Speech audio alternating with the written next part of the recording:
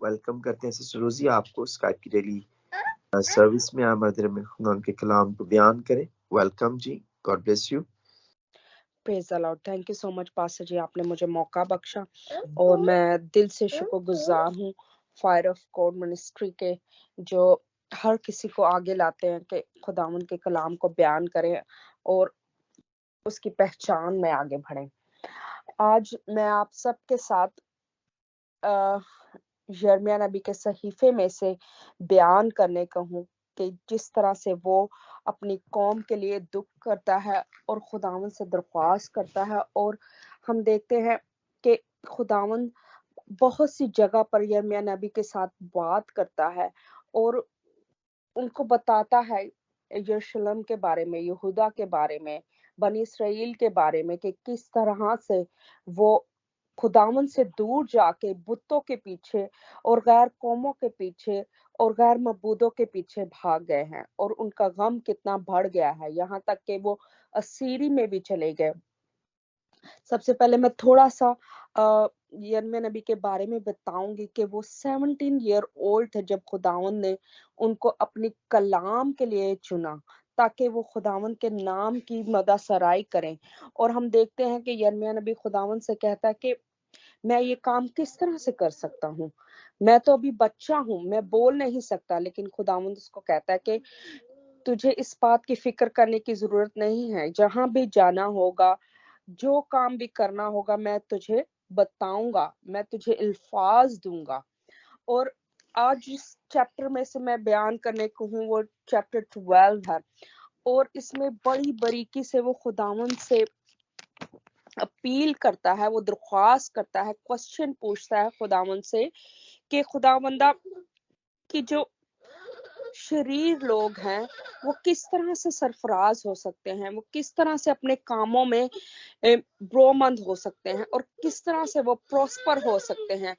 اور خداوند ان کو جواب دیتا ہے, اور ہم دیکھتے ہیں آئے میرے ساتھ نکالیں یرمیہ نبی کا صحیفہ اس کا چیپٹر 12, اور آج میں صرف 2 ورسز پہ ہی بات کروں گی.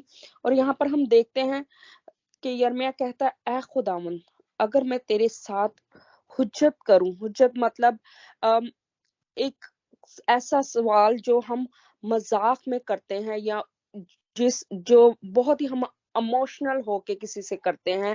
حجت کا مطلب ہے کسی کے ساتھ ایسا سوال کرنا جو بہت ہی ایموشنل ہو, جو اگلے بندے کو ہلا کے رکھ دے, اس کی سوچ سے بھی باہر ہو وہ سوال. تو پھر وہ کہتا ہے اے خداوند اگر میں تیرے ساتھ حجت کروں تو ہی صادق ٹھہرے گا. ہم خداوند کو جانتے ہیں کہ ہمارا خداوند ہر ایک معاملے میں صادق ٹھہرتا ہے, کیونکہ وہ اپنے لوگوں کو بے شک وہ اس سے دور چلے گئے ہیں یا اس کے لوگوں کو تنگ کرتے ہیں یا کسی طرح سے بھی ہیں, خداوند ان کو پروٹیکٹ کرتا ہے, ان کو رہائی بخشتا ہے اور ہر طرح سے بچاتا ہے.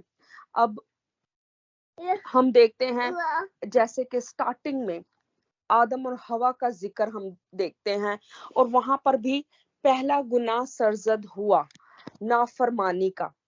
آج ہم بھی کسی نہ کسی طرح سے خداوند کی کاموں کی نافرمانی کر دیتے ہیں, خدا کے حکم کی نافرمانی کر دیتے ہیں, لیکن ہم ایٹ دا اینڈ دیکھتے ہیں کہ خداوند نے ان کو خود اپنے ہاتھوں سے پتوں کے پہلے کپڑے انہوں نے پہن رکھے تھے آدم اور حوا نے, لیکن خداوند کی مہربانی اور خداوند کا محبت دیکھے کہ خداوند برہ کو وہاں پر ذبح کرتا ہے اور ان کو ان کا لباس بنا کے دیتا ہے. اور یہاں پر بھی خداوند صادق ٹھہرتا ہے, کیونکہ خداوند کیا کرتا ہے اپنے لوگوں کو بچا لیتا ہے. بے شک اس وقت خداوند تھوڑا سا ناراض ہوا, لیکن اس کی شفقت ہمیشہ اپنے لوگوں پر ہے. اور ہم دیکھتے ہیں ابراہیم کو آدم کو خداوند نے کس طرح سے بلیس کیا, اولاد سے اس کی سرزمین ہری تھی, اور باقی جو زمینی چیزیں ہیں وہ اس سے سرفراز ہوا. اور ہم آگے اگر ہم دیکھیں کہ خداوند جب مصر کا واقعہ ہوا تو فرعون کا دل کتنا سخت ہو گیا تھا, اور وہ ہر چیز پہ خداوند کے حکم کی عدولی کرتا رہا, ہر وقت خداوند کے خلاف کوئی نہ کوئی چیز کھڑی کر دیتا تھا. جیسے کہ جب موسیٰ کی لاٹھی جو ہے وہ سانپ بن گئی تو اس نے میوزیشنز کو بلایا, اس نے جادوگروں کو بلایا اور انہوں نے بھی ویسا کام کیا. وہ ہر طرح سے خدا کو آزماتا رہا, لیکن ہم دیکھتے ہیں آخر میں جیت خداوند کی ہوتی ہے. اور اسی ورس میں ہم دیکھتے ہیں تو بھی تجھ سے اس امر پر بحث کرنا چاہتا ہوں کہ شریر اپنی روش میں کیوں کامیاب ہوتے ہیں. یہاں پر ہم دیکھتے ہیں جب مصر کا واقعہ ہوا تو فرعون بے شک بہت کوششیں کر کے اپنے آپ کو وہ سرفراز کرتا رہا اپنے ہر امر میں, جیسے خداوند نے اس کو کیا کہتے ہیں سکھایا کہ میں خداوند ہوں. یہ اس لیے ہوا کہ خداوند اپنے لوگوں میں بنی اسرائیل میں اپنا ڈر اور خوف پیدا کر سکے کہ ہمارا خداوند جو ہے اس کا ہاتھ بہت بڑا ہے. حالانکہ وہ مصر میں مزدوری کرتے تھے, بہت برے حالاتوں میں تھے, خداوند نے ان کو اس کام کے لیے نہیں چنا تھا کہ وہ مزدوری کریں. خداوند نے ان کے لیے ایک اچھا گھر بنایا تھا, ایک اچھی جگہ بنائی تھی جہاں دودھ اور شہد بہتا ہے. لیکن انہوں نے کیا کیا؟ انہوں نے خداوند کو نہیں پہچانا, انہوں نے خداوند کو اپنا خداوند نہیں جانا, غیر معبودوں کے پیچھے بھاگے اور ایسے کام کیے. میں جب یرمیہ نبی کا صحیفہ پڑھ رہی تھی تو میں نے ایک بات یہاں پر پڑھی, جب خداوند افسوس کرتا ہے کہ خداوند کے ذہن میں یہ باتیں نہیں تھی جیسا کہ قوم بنی اسرائیل نے اور یہودا نے کیا, اپنے بچوں کو جلایا غیر معبودوں کے لیے. خداوند کہتا ہے کہ یہ میرے ذہن میں کبھی یہ سوچ آئی نہیں جو کام انہوں نے کر دیا. تو خداوند ہم جب غلط کام کرتے ہیں تو بہت دکھی ہوتا ہے, لیکن ایٹ دا اینڈ پھر بھی جب ہم اس کے پاس آ جاتے ہیں تو وہ ہمیں اپنے گلے سے لگاتا ہے. اس طرح قوم بنی اسرائیل کو بھی ہر طرح سے خداوند بچاتا رہا, ہر طرح سے ان کی رہنمائی کرتا رہا, ہر طرح سے ان کی حفاظت کرتا رہا, ہر طرح سے ان کے ساتھ چلتا رہا. دن کو خداوند ان کے ساتھ آگ کا ستون دن کو بادل کا ستون اور رات کو آگ کا ستون بن کے خداوند ان کے ساتھ چلتا رہا. لیکن کیا انہوں نے کیا؟ اپنے خداوند کو نہیں پہچانا. پھر بھی وہ انہی چیزوں کے پیچھے بھاگتے رہے جن میں کوئی وجود نہیں, جن کی کوئی حیثیت نہیں, جس چیز کی کوئی اوقات نہیں ہے. اور یہاں پر یہی یرمیہ نبی خداوند سے کہتا ہے کہ کیوں شریر جو ہے اپنی روش میں کامیاب ہو جاتے ہیں. آگے ہم دیکھتے ہیں وہ کہتا ہے سب دغا باز کیوں آرام سے رہتے ہیں. ہم دیکھتے ہیں کہ دغا باز بے شک ابھی آرام سے رہتے ہیں یا سکون سے رہتے ہیں, لیکن ہم جب دیکھتے ہیں کہ ان کا حالات, ان کا جو انجام ہوتا ہے ایٹ دا اینڈ وہ برا ہوتا ہے.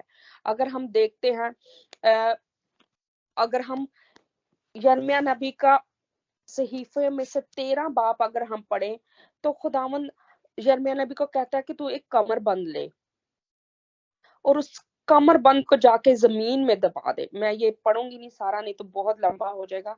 تو جب آپ پڑھیں گے اس کو تفصیل سے تو آپ کو پتا چلے گا. پھر خداوند اس کو کچھ دنوں کے بعد کہتا ہے کہ جا کے اس کمر بند کو نکال, اور جب وہ اس کمر بند کو نکالتا ہے تو وہ گل سڑ جاتا ہے, کسی کام کا نہیں. تو خداوند اس کو کہتا ہے جو شریر ہیں وہ بھی اسی جیسے ہو جائیں گے, ان کا بھی یہی حال ہوگا کہ وہ کوئی وجود نہیں رکھیں گے, ان کا کوئی انجام نہیں ہوگا, وہ آخر میں نیست و نبود ہو جائیں گے.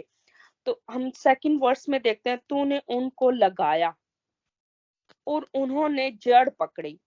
اب وہ یہاں پر خدا سے کہہ رہا ہے کہ خداوندہ شریروں کو بھی تو نے ہی پیدا کیا ہے اور ان کو تو نے ہی بڑھایا ہے, لیکن وہ پھر کہتا ہے وہ بڑھ گئے بلکہ برومند ہوئے. تو نے ان کے منہ سے نزدیک, تو ان کے منہ کے نزدیک پر ان کے دلوں سے دور ہے. اب یہاں پر یہ جو چیز ہے یہ ہمیں سوچنے کی ہے کہ ہم کیا خدا کا نام صرف منہ سے لیتے ہیں, کیا ہمارے دل خدا کے نزدیک ہیں یا نہیں, کیا ہم ہر مسائل میں, ہر اپنے برے کاموں میں اور اچھے کاموں میں جو ہم کرتے ہیں خدا کو یاد رکھتے ہیں. برے کاموں کو اس طرح سے کہ اگر ہم کوئی غلط کام کرتے ہیں، کیا ہمارے ذہن میں یہ سوچ آتی ہے کہ ہمارا خدا ہمیں دیکھ رہا ہے، ہمیں اس چیز کا جواب دینا ہے؟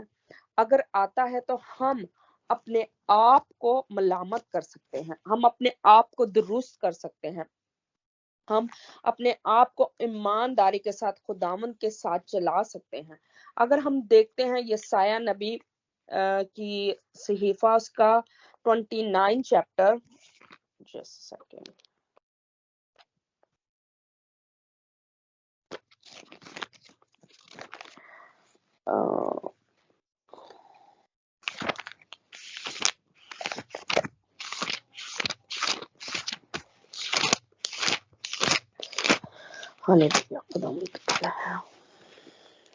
اور اس کی ورس ہم 11 دیکھیں گے، یہاں پر لکھا ہے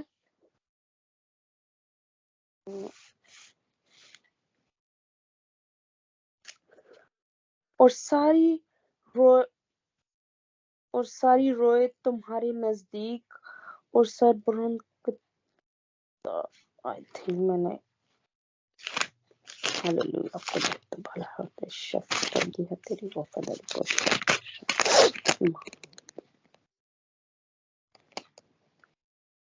سوری میں اس ورس کو میں نے کہیں کھو دیا ہے، لیکن ہم اسی کی سیم ورس ہم دیکھیں گے متی کی انجیل اس کا 15 باب اور 8 ورس ہے۔ اب یہاں پر لکھا ہے یہ امت زبان سے تو میری عزت کرتی ہے مگر ان کا دل مجھ سے دور ہے، اور یہ بے فائدہ میری پرستش کرتے ہیں۔ اب ہم دیکھتے ہیں کہ خداوند سب جانتا ہے کہ ہم خداوند کی پرستش دل سے کر رہے ہیں یا صرف اپنے ہونٹوں سے۔ اگر ہم خداوند کے ساتھ ایمانداری سے چلتے ہیں تو ہم سرفراز ہوتے ہیں، ہم ہر چیز میں کامیابی حاصل کرتے ہیں۔ اب ہم دیکھتے ہیں پولس رسول نے اپنی زندگی میں مسیحوں کو بہت تنگ کیا، جو یسوع مسیح کو مانتے تھے، جو یسوع مسیح کے رسول تھے، جو یسوع مسیح کے کاموں کا بیان کرتے تھے، پولس رسول ان کو ستاتا تھا۔ لیکن کیا ہوا ایٹ دی اینڈ؟ جب اس نے یسوع مسیح کو جان لیا، جب اس نے یسوع مسیح کی محبت کو اپنے دل میں رکھ لیا، جب اس نے ایمانداری سے اس کو قبول کیا اور اس کو جانا، تو اس نے کیا کیا؟ اپنا سب کچھ چھوڑ دیا۔ اس نے اپنے پورے دل، اپنی پوری جان، اپنی پوری طاقت اور اپنی ساری عقل کے ساتھ خدا کے ساتھ اپنا وقت گزارا، اور یسوع مسیح کے نام کی منادی جگہ جگہ کرتا رہا، یہاں تک کہ اس پر بہت سے تشدد ہوئے۔ میں نے ایک جگہ پر پڑھا تھا پولس رسول کو بہت بری طرح سے زخمی کرتے تھے، پولس رسول کو یہاں تک کہ گرم تیل میں بھی ڈالا گیا، لیکن کیا کیا اس نے؟ خداوند کے نام کی مدح سرائی کرتا رہا، خدا کے نام کو جلال دیتا رہا۔ تو ہم دیکھتے ہیں شریر جتنے بھی اپنی شرارت میں کامیاب ہوں، شریر جتنے بھی اپنے دل میں برے خیال سوچے اور ان برے خیالوں کو پورا بھی کر دے، لیکن ایٹ دا اینڈ جو ہمارا خداوند ہے وہ صادق ہے، اور اس کی سچائی جو ہے وہی ہمارے ساتھ رہتی ہے اور ہر ایک معاملہ میں ہماری حفاظت کرتی ہے۔ خداوند ہی ہر وقت ہمیں برومند کرتا ہے، لیکن یہ تب ہی ہوتا ہے جب ہم اپنے غلط کاموں کو چھوڑتے اور خداوند کے ساتھ اپنا دل لگاتے ہیں۔ تو اگر ہم دیکھیں زبور 36 جس میں سارا خداوند کی شفقت بیان ہوئی ہے کہ کس طرح سے خداوند ہر ایک انسان کو، چاہے وہ آسمان پر ہے چاہے وہ زمین پر ہے، سب پر برابر اپنی شفقت کرتا ہے اور ہر طرح سے ان کو خوراک مہیا کرتا ہے، چاہے وہ کوئی درندہ ہے یا کوئی انسان ہے یا کوئی حیوان ہے۔ ہمارا خداوند جو ہے شفقت سے بھرا خدا ہے، وہ ہمیں کبھی نہیں چھوڑتا، اسی لیے خداوند ہمارا صادق اور راست ٹھہرتا ہے۔ ہم پوری بائبل میں دیکھ لیں، ہر جگہ پر خداوند کی شفقت ابدی ہے اور خداوند کی وفاداری پشت در پشت رہتی ہے. خداوند کبھی ہمیں اکیلا نہیں چھوڑتا. ہم دیکھتے ہیں کہ بہت سی جگہ پر بنی اسرائیل قوم خداوند سے دور چلی گئی، لیکن خداوند نے کیا کیا؟ اپنی شفقت کا سایہ ہر وقت ان پہ رکھا.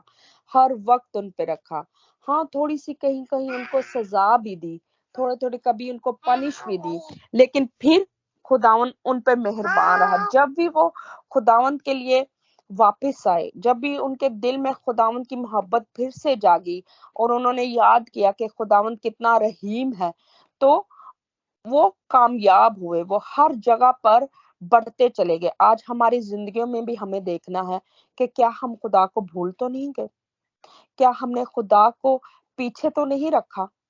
کیا ہم خدا سے دور تو نہیں بھاگے؟ اگر ہم خدا سے دور بھاگے ہیں تو وقت ہے کہ ہم خداوند کے قریب آ جائیں اور اپنے دل، اپنی جان اور اپنے سوچوں کو خداوند کی طرف لگائیں، کیونکہ خداوند ہی ہے جو ہر معاملہ میں صادق ٹھہرتا ہے اور وہ اپنے لوگوں کو بھی صادق بناتا ہے اور ہر طرح سے ان کی روشوں کو پاک کرتا ہے اور ان کو تنبیہ کرتا ہے.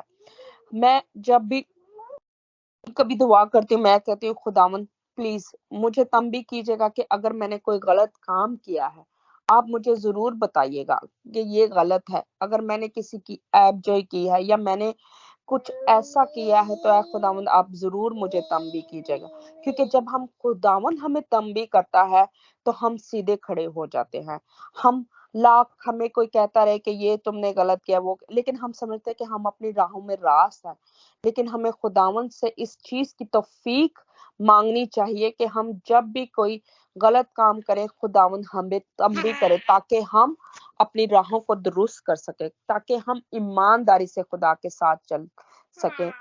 تو آج ہم نے یہ سیکھا ہے کہ شریر چاہے جتنی بھی شرارت کر لے، جتنا بھی وہ برومند ہو جائے، جتنا بھی وہ بڑھ جائے، لیکن ایٹ دا اینڈ اس کا انجام غلط ہے. ایٹ دا اینڈ اس نے جہنم میں جانا ہے. ایٹ دا اینڈ اس کی کوئی زندگی نہیں ہے، وہ اس گلی سڑی پوشاک کی مانند ہے، اس کپڑے کی مانند ہو جاتا ہے جس کے کوئی وجود نہیں رہتا.